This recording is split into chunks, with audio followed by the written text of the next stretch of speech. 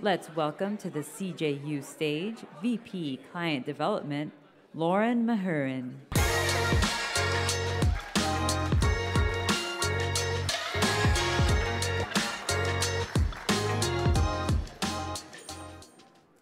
Good morning, everyone. How are we all doing? Day 2, day 3? We're here, right? Thank you all for joining today's session, where we will be talking about going beyond promotions.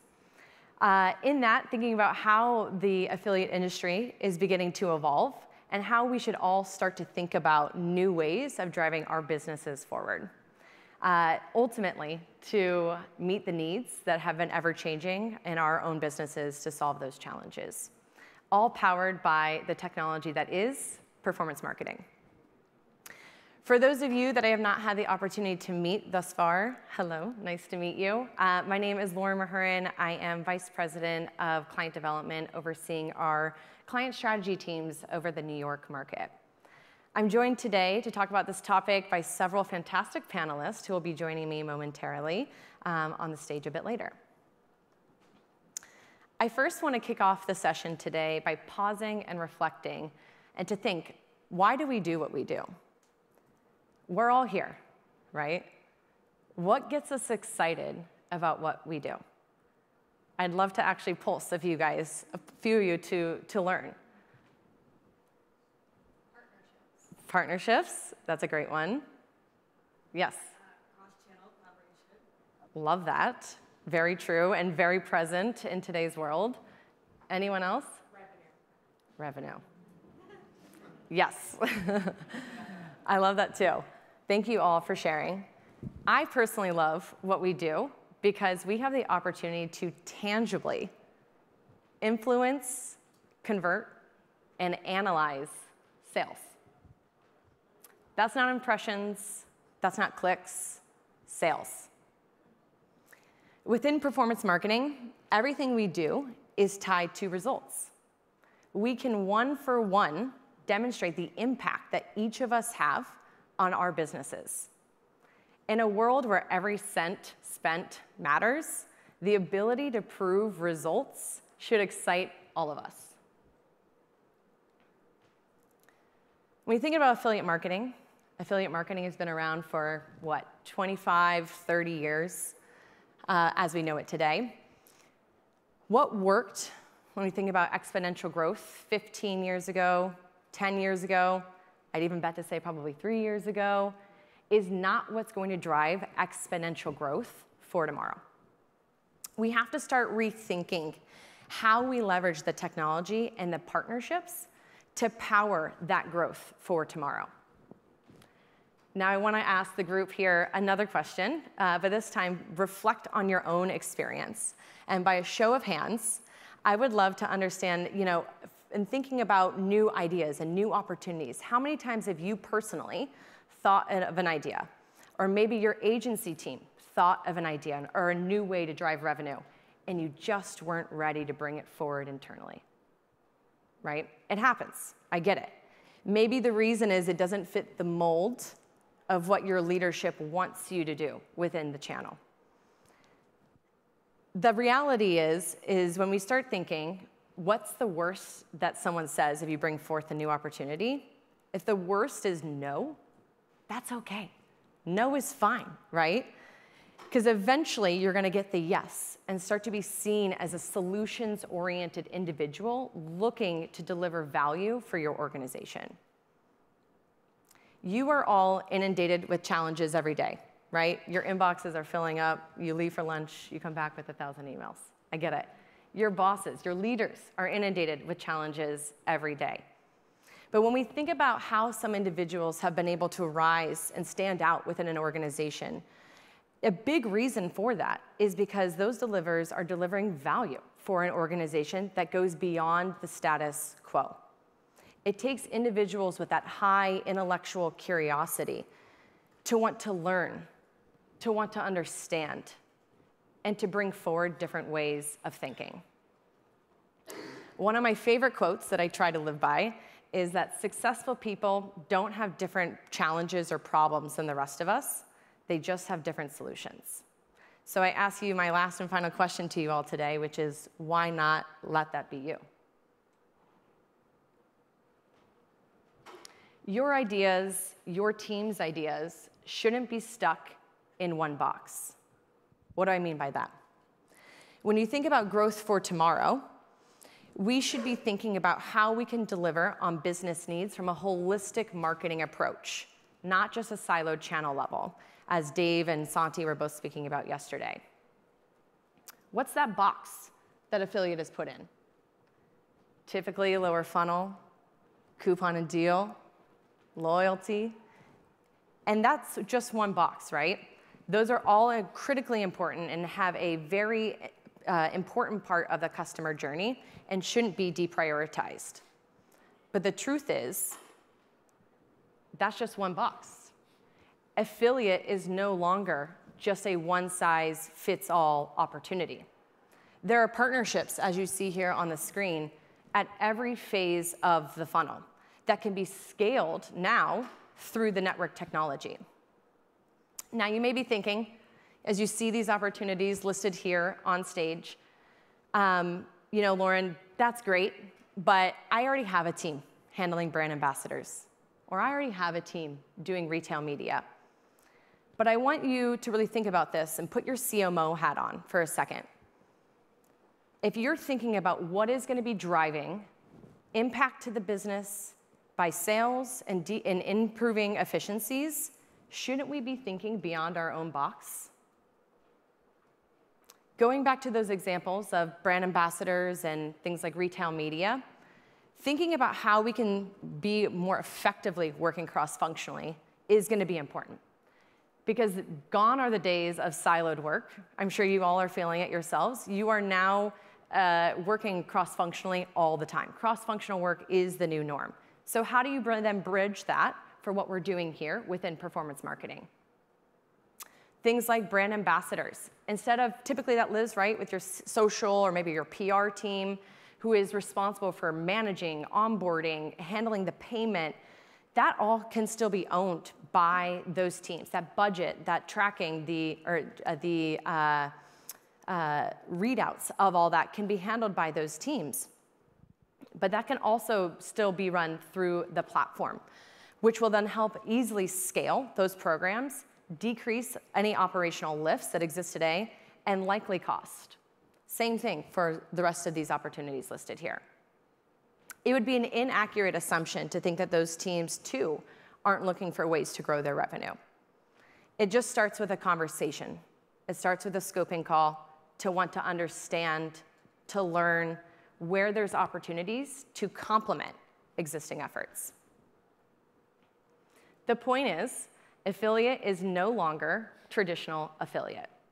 We have to start thinking and educating our organizations to tap into the opportunity all around us.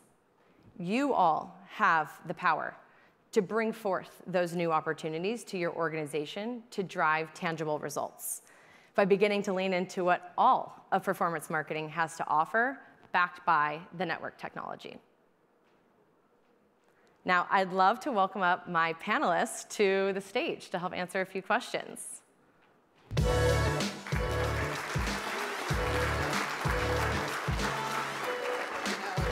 You good? Thank you.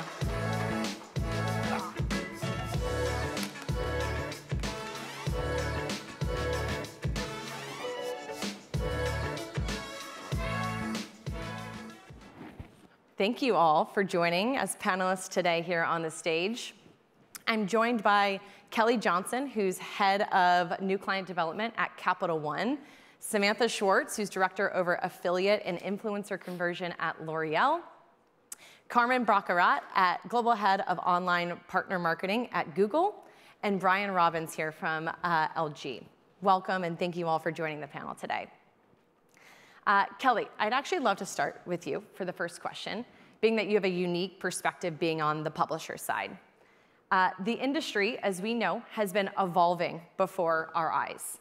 I'd love to understand and for you to share out with the group here how Capital One is evolving the need to meet not only the shopper demand, but also to increase value to advertisers. Yes, thanks for having me, Lauren.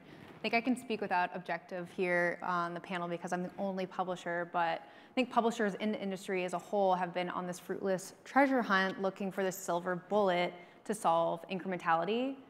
Come to find it doesn't exist. So here at Capital One, what we're trying to do is really solve for the individual needs of our advertiser partners. You said, think outside the box. Well, we're doing exactly that, and that's what we're pushing our teams internally to do.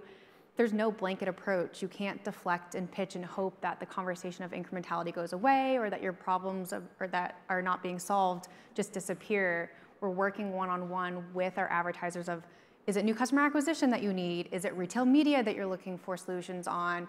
No one has that one need across the board. And so we're constantly pushing our advertisers to test, fail, test again, iterate. There's never going to be an end solution because we all know internally at our companies, things are constantly changing. The CMO has a different opinion depending on what day of the week they wake up a little bit earlier and have more time to answer an email. And so we're constantly trying to team up with them and become in lockstep as a partner with them to help solve for their needs.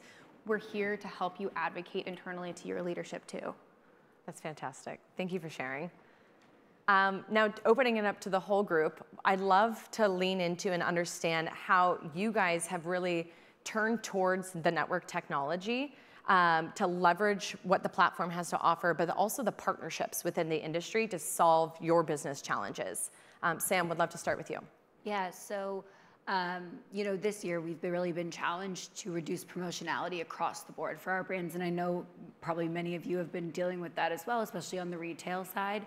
And being able to really open up our org to the understanding that affiliate is more than promotions and actually solve challenges for other teams. Here I know we're going to talk about a little bit about influencer and how we've really opened that up to our affiliate program, but basically taking these influencer traditional brand marketing campaigns and bringing these creators in to our affiliate program to drive sales. And really open up that conversion metric that we don't have in any other, there's no other channel that's able to do that. And it solves multiple business challenges. So they're on the influencer side being challenged to actually see what kind of incrementality they're driving on from these campaigns outside of just awareness. And we're able to drive additional sales for our D2C programs as well. That's fantastic. I'd love then to go to Brian, if you can weigh in as well. Sure. I mean, when we started Affiliate a couple of years ago, we were definitely put in that box of what we were supposed to do in the space, and it was a lot of lower funnel activities, a lot of coupons, cashback, loyalty, and I think as time has gone on and we've delivered on those revenues goals, we've been tasked with now driving traffic, now driving more than just lower funnel metrics, and I think the beauty of the partnership we have with CJ is that we can talk to hundreds and hundreds of different types of companies and partners and get that live quickly and do it in a very measurable way that it's been received internally as let's just test it with Brian. Like we don't have to go through the whole contract process. We don't have to set them up as a new vendor. So it's slowly progressing for us. Yeah. Fantastic. And then you want to weigh in as well?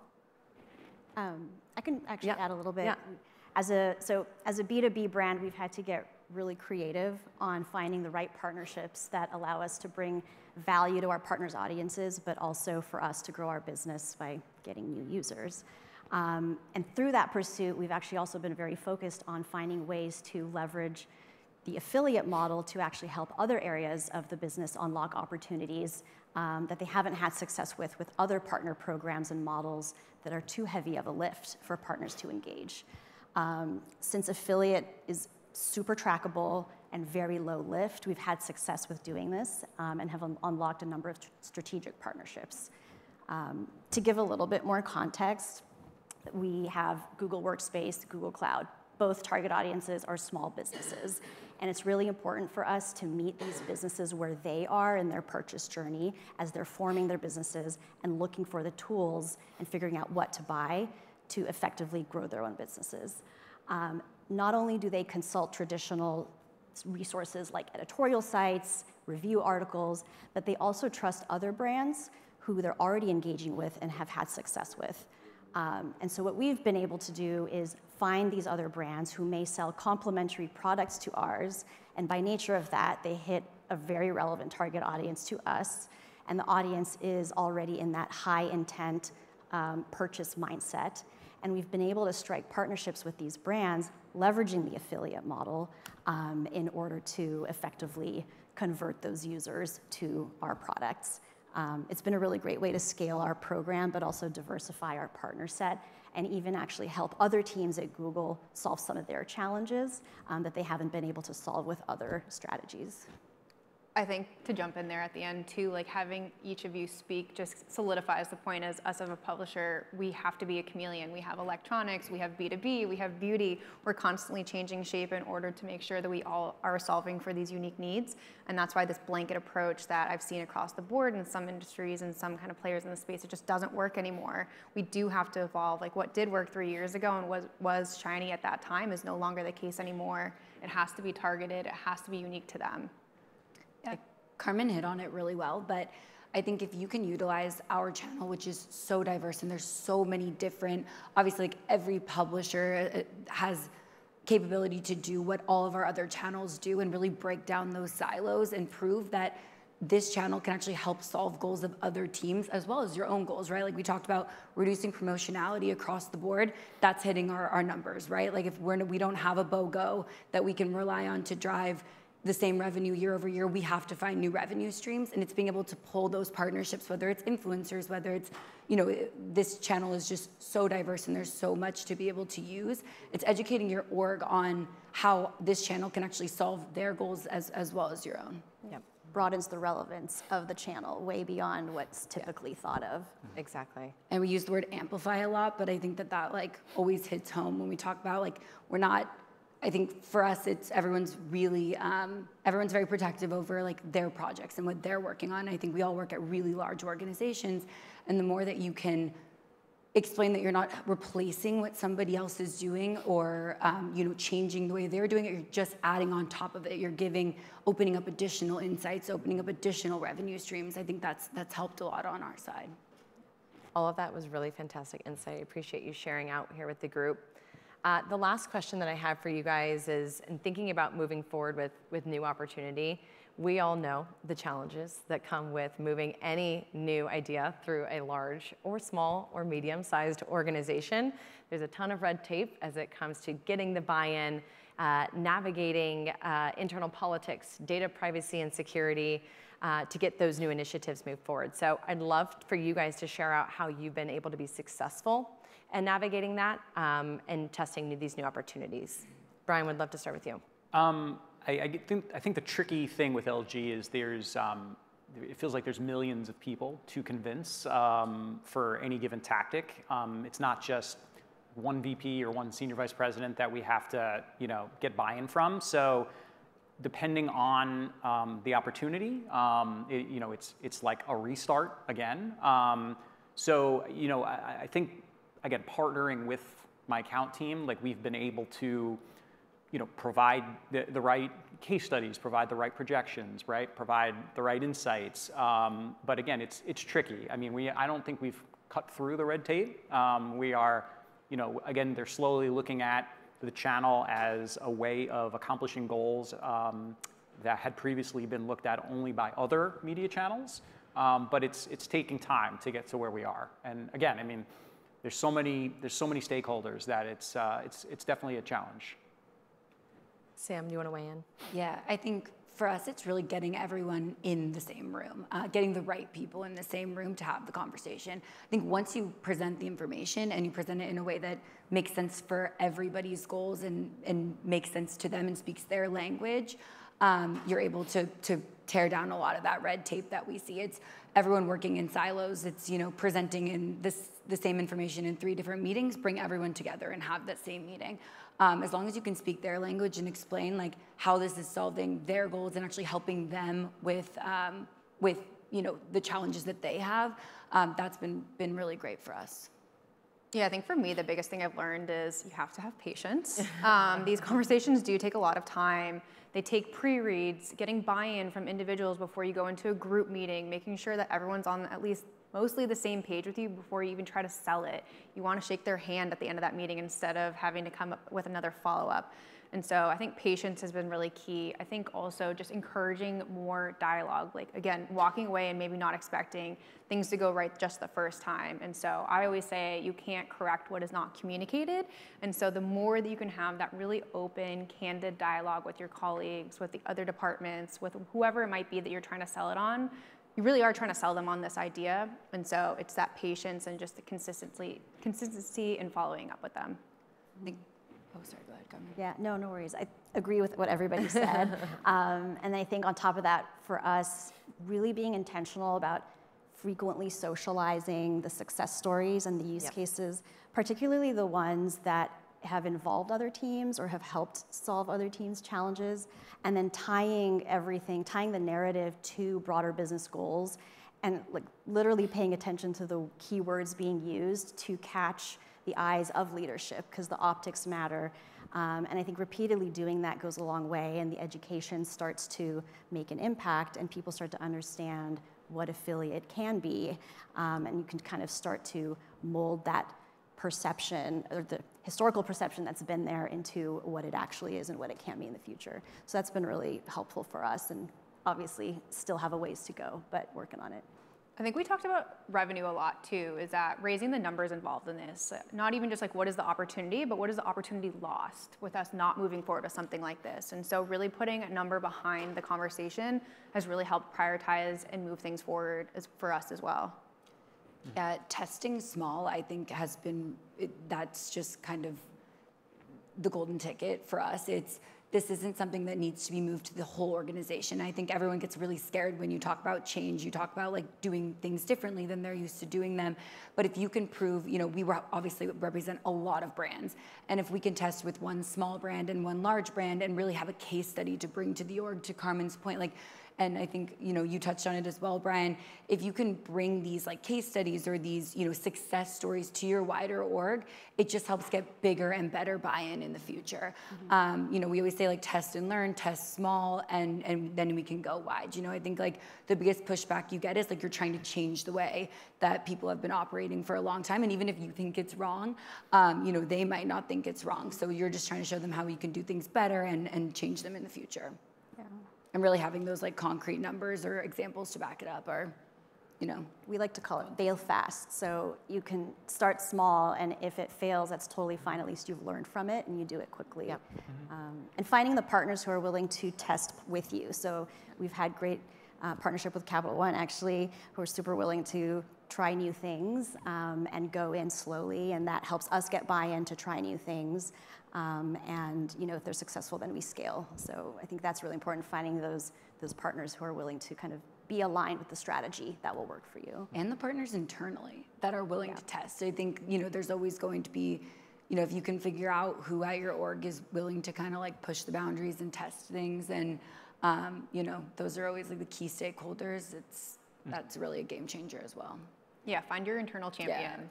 Who is going to be your cheerleader Yes. to help push the channel forward? Find them.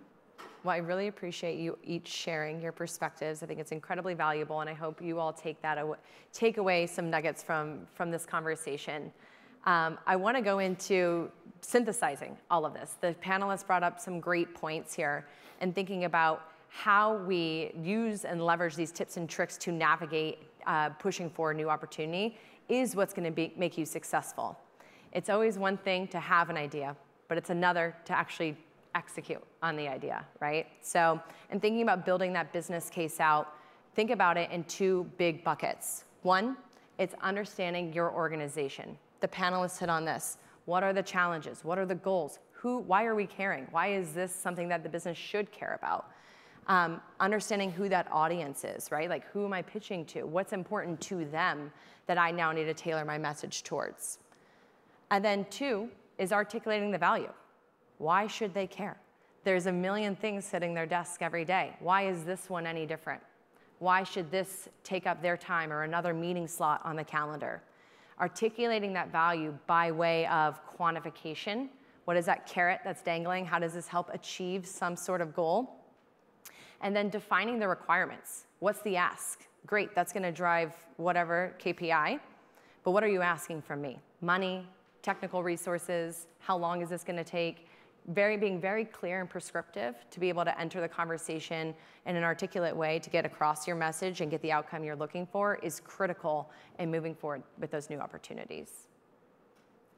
But I really appreciate everyone's input to help build this out today. But in thinking about how you move your businesses forward, I'm really excited for you all to take the next step in helping to evolve and innovate this industry. So thank you all.